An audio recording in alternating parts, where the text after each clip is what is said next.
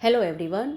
Welcome to अध्ययन अध्यापन। मैं निभा आप सभी का बहुत बहुत स्वागत करती हूँ और आशा करती हूँ कि आप सब सुखी होंगे, स्वस्थ होंगे और अपनी तैयारी अच्छे से कर रहे होंगे। तो देखिए, 1 मार्च को जो आपका पेपर हुआ था उस पर मैंने 2 वीडियो ऑलरेडी अपलोड कर दिया है और जैसे जैसे मुझे क्वेश्चन पता चलता है मैं वीडियो दे रही हूँ। तो अभी और भी ज़्यादा महत्वपूर्ण क्वेश्चन पता चला है जिसका आंसर मैं बताने जा रही हूँ। तो चलिए स्टार्ट करते हैं और सारे क्वेश्चन को फटाफट से हम लोग देख लेते हैं एक बार, ताकि आप अगर नेक्स्ट एग्जाम देने जा रहे हैं तो उसमें हेल्प हो। देखिए, यहाँ पर हिरोशिमा पर पहली बार एटम बम किस तारीख को गिराया गया था? तो देखिए, ये तारीख है 6 अगस्त। और अगर हाँ आप इस के बारे में और थोड़ा सा जान लीजिएगा तो अगर क्वेश्चन पूछेगा भी इससे आगे तो आपका कोई क्वेश्चन छूटेगा नहीं। देखिए, अमेरिका ने जापान पर 6 अगस्त 1945 को परमाणु बम गिराया था और अमेरिका ने हिरोशिमा पर जो बम गिराया था उसका नाम था लिटिल बॉय और जो नागासाकी पर गिराया था उसका नाम था फैट मैन। तो हो सकता है इसका ये बॉम्ब का नाम भी पूछ ले, तो ये इसीलिए मैंने यहाँ पर ऐड किया है। चलिए, क्वेश्चन ज़्यादा है तो हम लोग फटाफट ही करेंगे। सर्वाहारी जानवर कौन होता है जो मांस मछली के साथ साथ शाकाहारी चीज़ें भी खाता हो? तो वो है मनुष्य, कुत्ता, बिल्ली, पक्षी और यहाँ पर भालू भी हो सकता है। ठीक है, आगे देखिए, यहाँ पर पूछा था कि जो 1 दिवसीय मैच है, 1 दिवसीय क्रिकेट वर्ल्ड कप में भारत कितनी बार जीत हासिल किया है? तो 2 बार किया था। एक तो 1983 में किया था, एक 2011 में किया था। इसके बाद नेक्स्ट क्वेश्चन है, भारत का राष्ट्रीय पशु कौन सा है? तो बाघ है। और राष्ट्रीय पक्षी मोर है, तो वो भी मैंने इसमें मेंशन कर दिया है। मीठे पानी का सबसे बड़ा झील, अब ये भारत का पूछा था कि विश्व का पूछा था ये नहीं पता, लेकिन बुलर झील अगर बात करें भारत की तो बुलर झील जो है मीठे पानी का सबसे बड़ा झील है और ये है जम्मू कश्मीर में स्थित है। ठीक है, और अगर विश्व का पूछ ले कि विश्व का मीठे पानी का सबसे बड़ा झील कौन सा है, तो वो है सुपीरियर झील। ठीक है, तो ये थोड़ा सा आप याद कर लीजिएगा। इसके बाद यहाँ पर नेक्स्ट क्वेश्चन है, पहली बार पाकिस्तान बनाने की मांग किसने रखी थी? तो ये मोहम्मद अली जिन्ना थे। उसके बाद पूछा था कि पीने योग्य जो मीठा पानी है उसका स्रोत क्या है? तो देखिए, बारिश जो है मीठे पानी का सबसे बड़ा स्रोत है। ग्लेशियर हो गया, झील हो गया, जलाशय हो गया, तालाब हो गया, नदियाँ हो गया, तो ये सारी चीज़ें जो है मीठे पानी के स्रोत है। इसके बाद नेक्स्ट क्वेश्चन था कि पौधों को भोजन बनाने के लिए किन किन चीज़ों की आवश्यकता पड़ती है? तो देखिए, पौधों को भोजन बनाने के लिए खनिज पदार्थ, जल, वायु, कार्बन डाइऑक्साइड और सूर्य का प्रकाश की उपस्थिति में क्लोरोफिल की सहायता से जो है वो अपना भोजन बनाता है। तो खनिज चाहिए, जल चाहिए, कार्बन डाइऑक्साइड चाहिए, वायु चाहिए और सूर्य का प्रकाश चाहिए। ठीक है, नेक्स्ट देखिए, नेक्स्ट क्वेश्चन है कि जानवर सांस लेने में कौन सा गैस लेते हैं और कौन सा गैस छोड़ते हैं?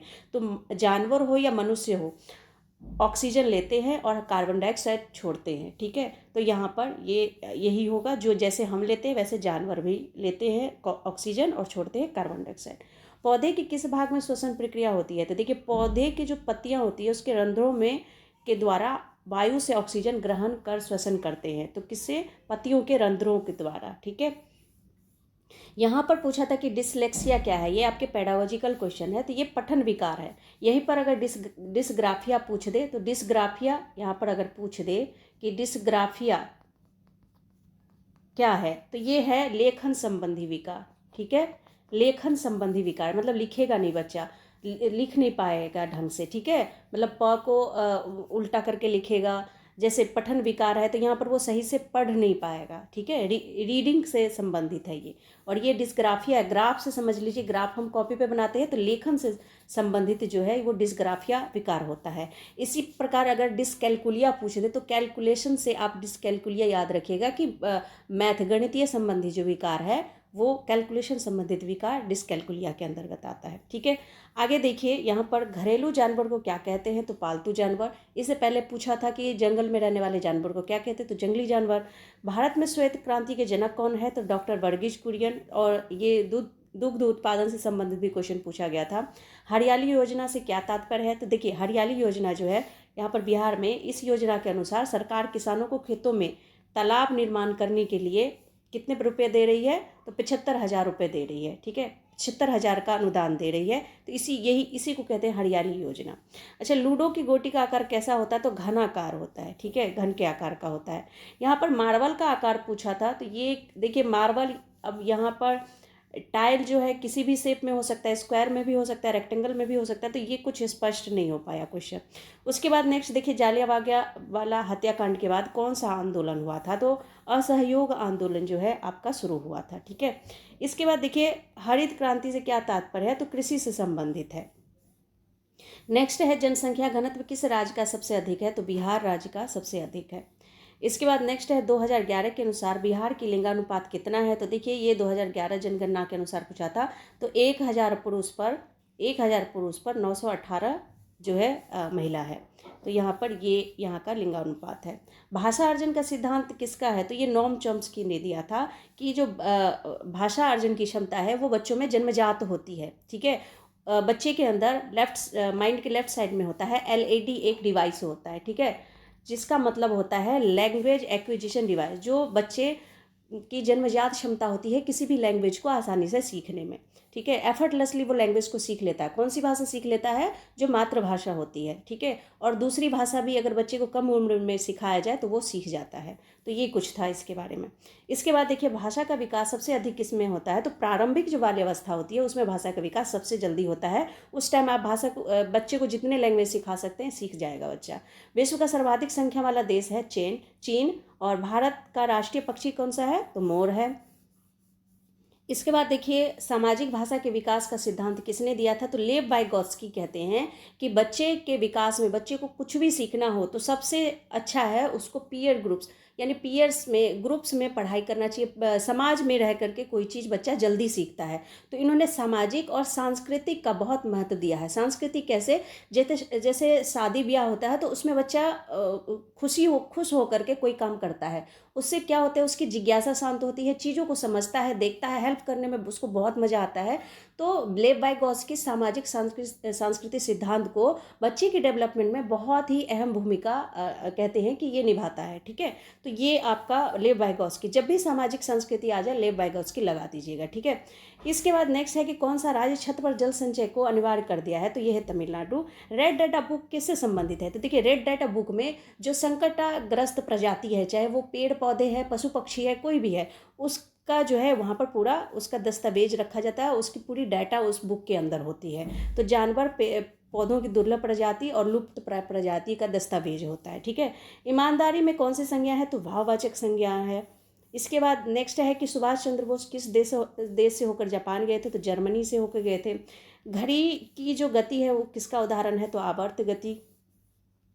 सामाजिक में कौन सा प्रत्यय है? तो आपको पता है, ये क्वेश्चन फिर से रिपीट हुआ है, तो सब एक प्रत्यय है। इसके बाद नेक्स्ट क्वेश्चन था कि यहाँ पर महात्मा गांधी ने किसको कांग्रेस के अध्यक्ष पद छोड़ने के लिए मजबूर किया था? तो सुभाष चंद्र बोस।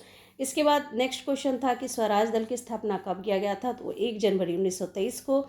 नेक्स्ट क्वेश्चन है कि अखिल भारतीय किसान सभा की स्थापना किसने और कब की थी? तो स्वामी सहजानंद सरस्वती ने 11 अप्रैल 1936 को अखिल भारतीय किसान सभा की स्थापना की थी। ठीक है, आगे बढ़ते हैं।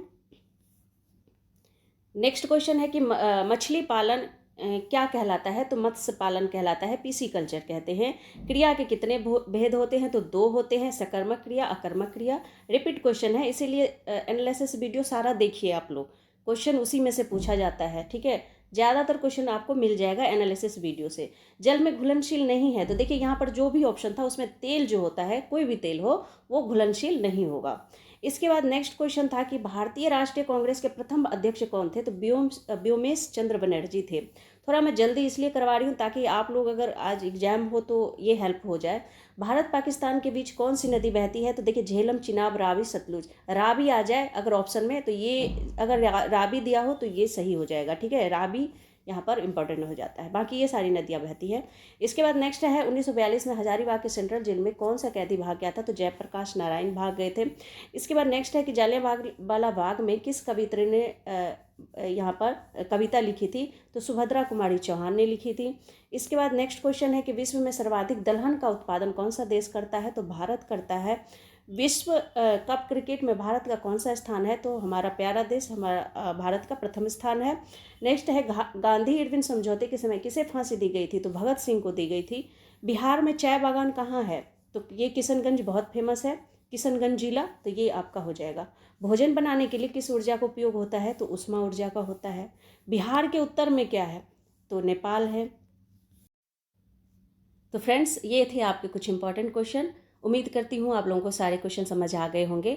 और एक बात, जिस भी क्वेश्चन का ऑप्शन आपको लगता है कि गलत है वहाँ पर, जब आप एग्ज़ाम दे रहे होते हैं, क्योंकि ऑनलाइन एग्ज़ाम में बहुत सारे क्वेश्चन जो है गलत भी होता है, ऑप्शन दिया ही नहीं होता है, गलत ऑप्शन दे दिया जाता है। तो मैं आपको यही कहूँगी कि उस क्वेश्चन को अटेम्प्ट जरूर कीजिए, क्योंकि अगर वो क्वेश्चन आपने अटेम्प्ट किया और क्वेश्चन का ऑप्शन गलत है तो वो उस क्वेश्चन के आपके जो है वो बोनस मार्क्स मिल जाते हैं। लेकिन अगर आप उस क्वेश्चन को अटेम्प्ट नहीं करेंगे तो फिर वो क्वेश्चन गलत भी होगा तब भी आपको मार्क्स नहीं दिया जाएगा। तो क्वेश्चन सारे ही अटेम्प्ट कीजिए, अगर ऑप्शन गलत है तो कोई बात नहीं, फिर भी आप उसे अटेम्प्ट कीजिए।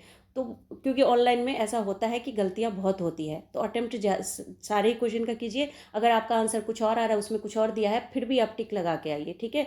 तो फ्रेंड्स, आज के लिए बस इतना ही, मिलती हूँ नेक्स्ट वीडियो में। तब तक के लिए thank you and thanks for watching.